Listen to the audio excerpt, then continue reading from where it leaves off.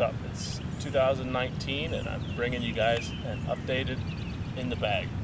This year I'm going to be rolling with the Ridge Roller just like last year. I enjoy having the Ridge Roller because I get best of both worlds. I get the cart and the bag in one. Having the cart is nice for the 2-round in one-day tournaments or the multi-round in one-day tournaments, so I don't have that added stress, or sometimes back's hurting after a long round, so having the cart is pretty nice. Let's dive right into it and start with the putters. I'm putting with D Line P2s right now, max weight. I'm getting ready to make the switch to P lines. I put with D lines when it gets cold in the winter, and then as it warms up in the spring and summer, I switch to P line because the P line feels a little bit more tacky in the summer, and I get a better grip out of it. They're fairly new. I don't really like to putt with fairly beat up putters. I like to have fairly fresh, so I kind of get new putters every 1 or 2 months. I have 2 throwing putters.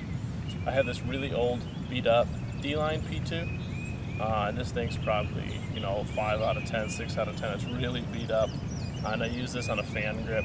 I throw it on a lot of approaches in tight woods or really tight fairways. It allows me to hit any line that I want to. Just really controllable disc. Got a few aces with it. It's got some magic in it. And then last is my S Line PD2. This is my approach putter from anywhere to 250, maybe 280 and in. I throw this with a power grip, and I can throw this on many different angles. I can hyzer flip it to flat, and it'll go dead straight for that entire 250 feet. Or I can force an anhyzer on it and then have it land flat for me. I even use this disc sometimes when I'm in trouble and have to straddle out of some trouble and throw a forehand approach at the basket inside of 100 feet. Also, a great disc for that. Let's move on to the mid-ranges.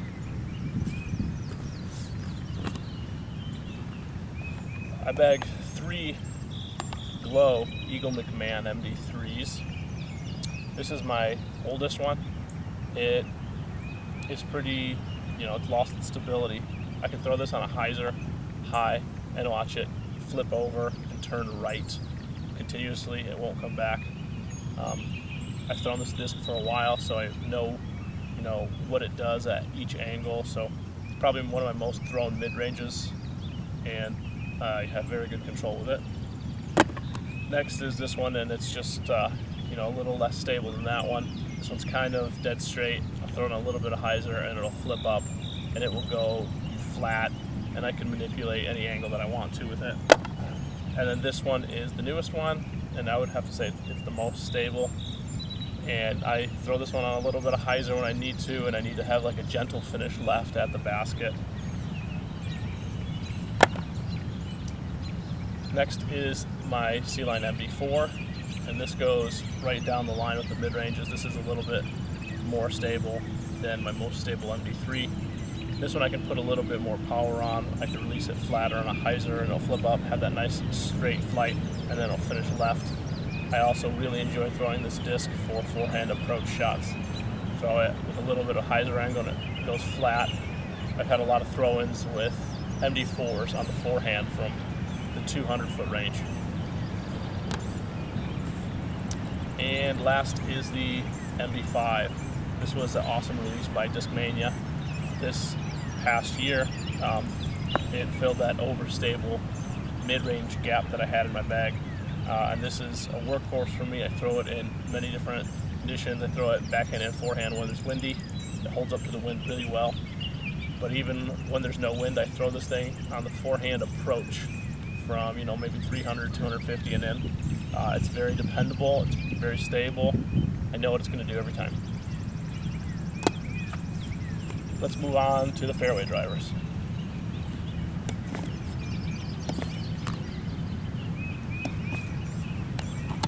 I bagged 3 Discmania FDs. This yellow one is a D Line FD, and it's exclusively used to roll. I'm not the best player at knowing angles on the roller, things like that, but with the D Line FD, it's not hard at all. You just crank over on it, make sure it's going vertical, and this thing's gotten me out of some trouble. Next I have an old Jackal S Line FD. I've had this thing for a while, and it's probably almost as flippy as my D line. I throw it on a hyzer, and it flips and then it rides right for a long time. I've thrown some great shots with this disc, maybe even some touch forehands when I have a tight gap that I have to hit. But I've thrown some great shots with this, and just don't see it coming out of my bag. And then I have this old C Line FD. I got this from my buddy Skylar Stoker. He's still a little salty that he gave it to me, but I think it's a first or third run. It's pretty stable for an FD, so I can throw this with a good amount of power, and it holds, you know, any line. If I throw it flat with a good amount of power, it'll kind of turn a little bit and go right the entire way. If I throw it on a hyzer with a little less power, it'll hyzer flip to flat, and then it'll finish left again. So just a very controllable, hits lines like it's nothing. Next, we have Discmania's new Instinct. This is the first disc in the Evolution lineup, and this disc is pretty similar to that red FD that I just showed you. It's a little faster. I'm really enjoying this disc. I'm throwing it on dead straight lines to 350, 400 feet, and I'm even enjoying throwing it on the forehands, a little hyzer flip forehand. Not too far, about up to 300 feet, up to 250 feet. I can't get over on this as hard as I would like to on the forehand because it'll flip over. But that's what we have. My next disc for is the Discmania FD3. I bag 2 FD3s. I have one old S Line FD3. I've had this in my bag for a while. This is my go-to forehand disc in my bag right now. It's pretty beat up, so it's more of a straight FD3, and I've got a couple aces with this. I usually throw it on the forehand on a hyzer flip and watch it just go flat. Put a little less hyzer angle if I want something that's going to start out flat, and then turn left a little bit for me. I rarely ever use this disc for backhands. It's mainly forehands. And then I have a C Line Glow FD3. This one is much more stable than my S Line, and I use this thing. It's a great wind fighter because of the stability, both backhand and forehand. And I use it a lot on the forehand as well in all conditions. Easy to manipulate the angle. I can release it on an anhyzer release, and it gives me that full S flight. And if I need something that's going to get up and get down quickly around, you know, a bush, a tree, an obstacle, this is a great disc to use on the forehand. And that's it for the fairway drivers. Now we're going to move on to the distance drivers. I bagged 2 S Line CD3s.